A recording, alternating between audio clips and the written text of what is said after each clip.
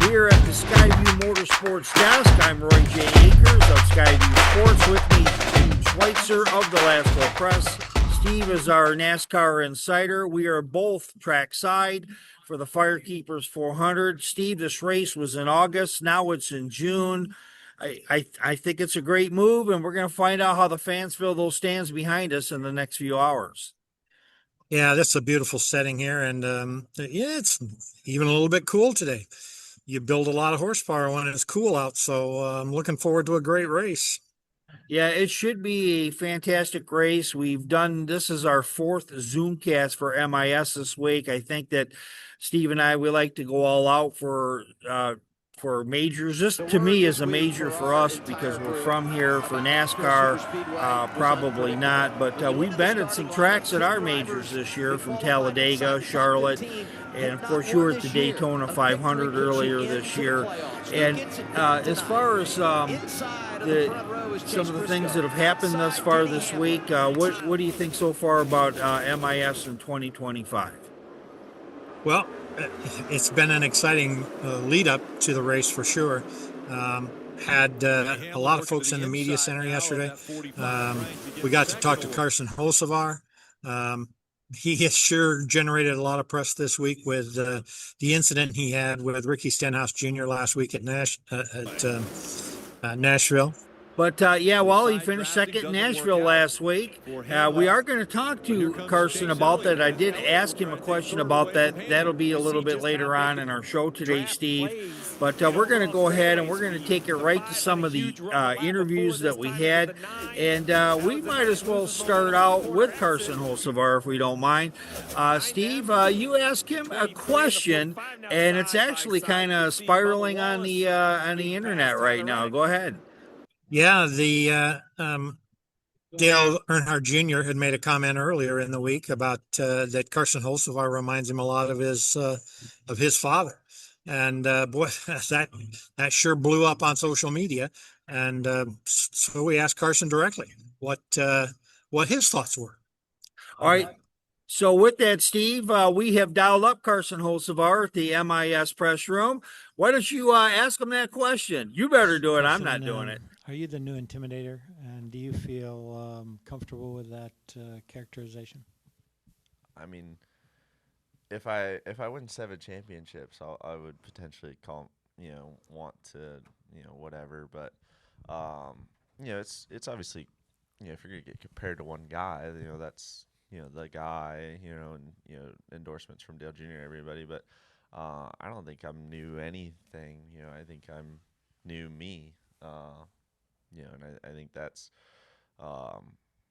everything about me is, real. Like, I'm not trying to, play a part or try to fit a role or trying to pretend to be anybody, that's for everybody else to decide, what they get and perceive of me, but I know who I am. And, ultimately, I want to be known as me, and, sometimes that leads to comparisons.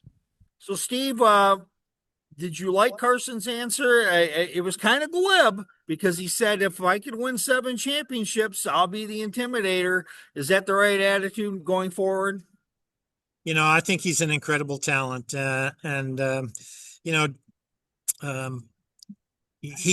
has to develop his own style, obviously. Yeah. And I hope he doesn't shy away from that aggression, because I think it's part of what makes him a great driver. Denny Hamlin was pretty critical of him last week, saying that that's not the way we race anymore.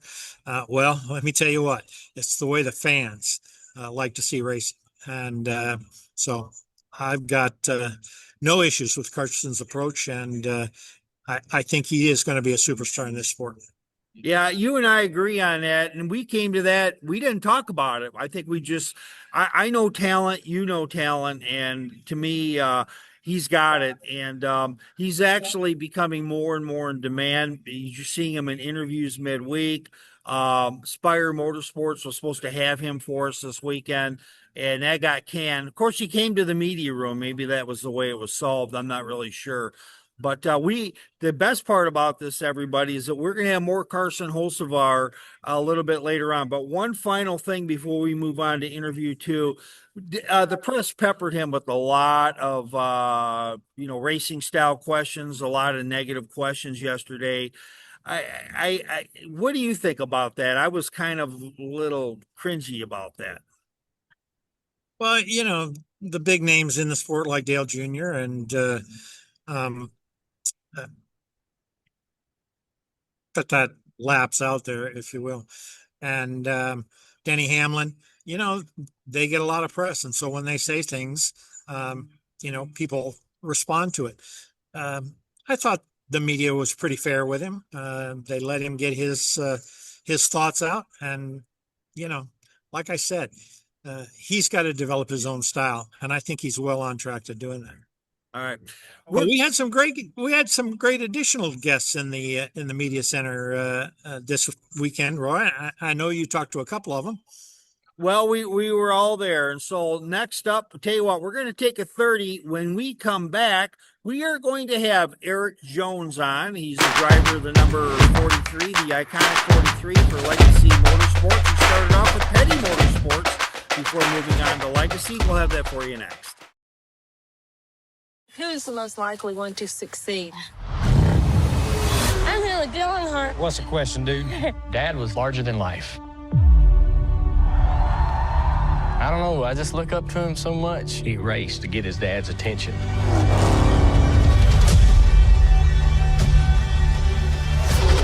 I loved my dad to death, but we had our issues. Is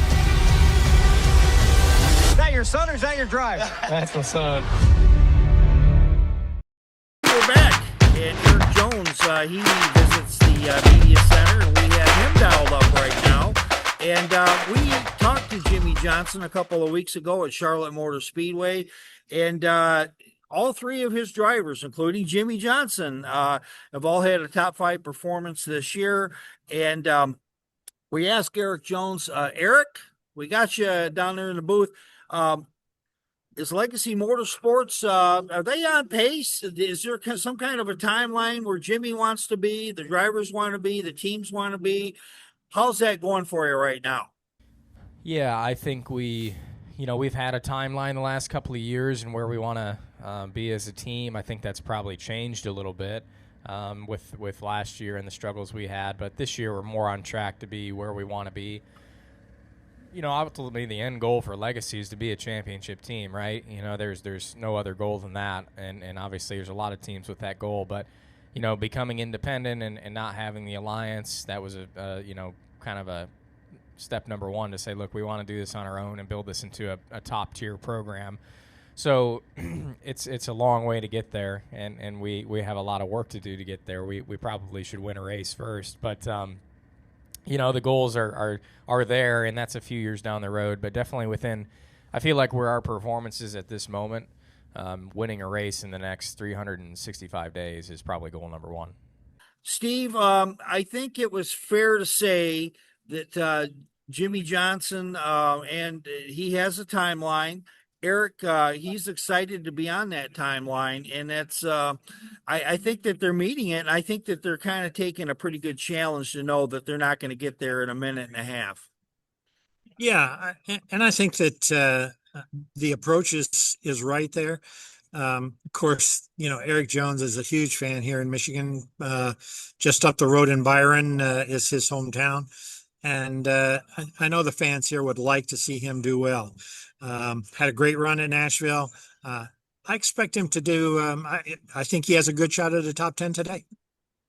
He has run very well at this track. He's last year when I was looking at the tape for to do today's race, he ran very well at Michigan at good stretches yesterday, and we'll see how he does moving forward.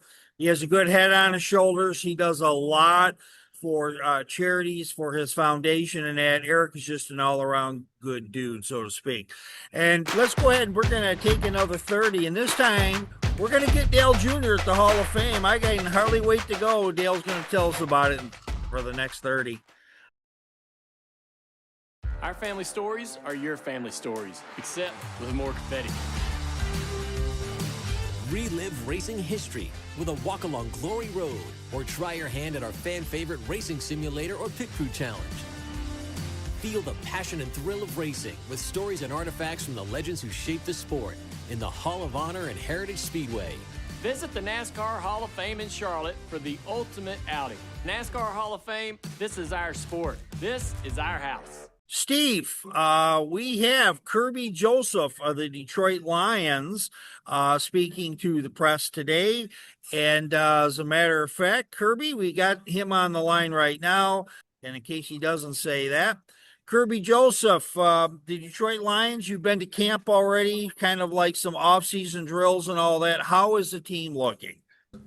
Hey, team looking good, man. I feel like we a young team, you know what I'm saying? But we got some guys on there, like including myself. I feel like it's up to me just to, you know what I'm saying, group the younger guys together, you know what I'm saying, and get them to understand the mentality and the goal this year. You know what I'm saying? Like, we done been to the playoffs, we done been to the NFC Championship, man. Now we got to put it all together and understand that it's the little things that matter, man. So when we in OTs, when we in training camp, man, we got to make sure we run into the ball, making sure we doing our job and flying around making plays. We like to thank Kerby Joseph as he's the Grand Marshal for the start of the race today at MIS. In the newsroom, I was lucky enough to talk to Ryan Blaney. He won last week in Nashville for the Cracker Barrel 400. And NASCAR having that tournament coming up, Steve, with the top 32 drivers. I was trying to prime the pump with Ryan. I think I got him at least partially there. And to me, this could have a big title sponsor on it. It could have a double elimination for guys that can get back in. Maybe I'm really getting crazy with this, you know that. But like even at MIS after the first race, maybe they could even have one of the double elimination rounds, a short, you know, like a 20-lap thing or something with some of the guys that want to get back in, have folks hang around so that those that need to get home can, those that want to see more racing can. But Ryan, are you excited about this? Can we get you excited about it? It could. Yeah, it definitely could. I think it's a unique thing to have in the middle of the year. It's definitely going to be something on people's minds when it, you know, starting this week, right? The qualifiers are this week, and it goes for 3 weeks, and then we get going. So I think it's in the back of people's minds. Like, it's not, I wasn't sitting around this week like, all right, in-season tournament time. Like, you just try to run the best you can. And then I think when you get into that 5-week stretch of the tournament, you're going to be aware of who you're racing. Like, who am I up against this week? You're definitely going to be aware of that because there is a lot of, you know, money and pride if you win the thing. So it's like a 5-week all-star race kind of, you know. So you're always going to be thinking about that. You can go the easy route and say, well, if I just win all 5 races, I'm going to beat everybody and win the deal. And I guess that's a mindset you can have for sure. But, yeah, you're going to have teams thinking about it in the back of their head. Are they going to jeopardize their race because of like that? No, I don't think so. But, yeah, it's definitely something we're going to think about through those 5 weeks. And, you know, and honestly, these next 3 of just kind of, I guess, seeding yourself because it's like the March Madness bracket, right? You want to do well to seed yourself against an easier opponent. But, yeah, it could be big. It could grow. I think it's a great idea. Why not try it? And you're still going to have racing. There's just going to be a little race within the race between, you know, all the guys. What did you think, Steve, about Ryan's answer? Well, I'll tell you, I think the closer the tournament gets, the more excited these guys are going to get about it. As far as Ryan Blaney is concerned, it's a good thing the tournament's not starting this weekend because he had an accident with his car during a practice. And so, you know, I don't know if they got that 100% sorted out. We'll sure see by race time today. Yeah, you know, the thing is with Ryan, that whole practice session he was in was kind of destroyed. I mean, his car was really messed up. He stayed out there with his car. They didn't have him come out and leave. I mean, he stayed with his crew as they took that car around the track, and that basically killed the first practice session for all the drivers out there. We're going to have Tyler Head back on as we get to Atlanta when the official first race happens on that countdown, and we're going to talk more about that. We're going to have more comments from the drivers in that. I do agree. What a great What a great venue that is to start off that competition at Atlanta. That I can't wait. That should just be absolutely wild racing. Yeah. And it's a night race, which fans really love. Yeah, and the thing is, Steve, Ryan touched on it. He touched on the variety of tracks that NASCAR is going to be racing at during the course of this event. There's going to be so many upsets in that. Can you imagine if Ty Dillon raced, JJ Yaley? I mean, it potentially it could happen. I don't think so, but there's always a surprise in the Final Four. So to me, that's one of the things that I absolutely love about that. Who is the most likely one to succeed? I'm Haley Gillenhart. What's the question, dude? Dad was larger than life. I don't know. I just look up to him so much. He raced to get his dad's attention.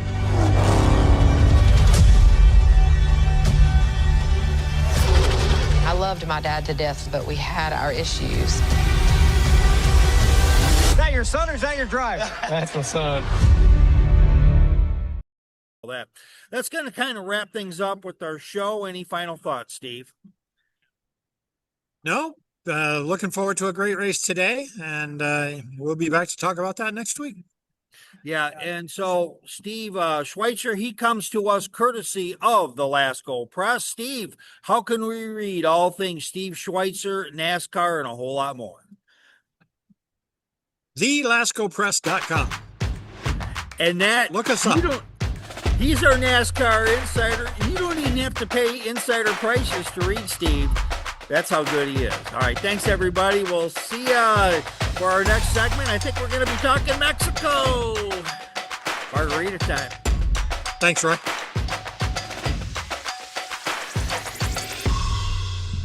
Zach Sterniolo, NASCAR.com. Kirby, you went for a ride around the racetrack earlier, that Corvette. What was that like? That thing go fast, man. That go fast.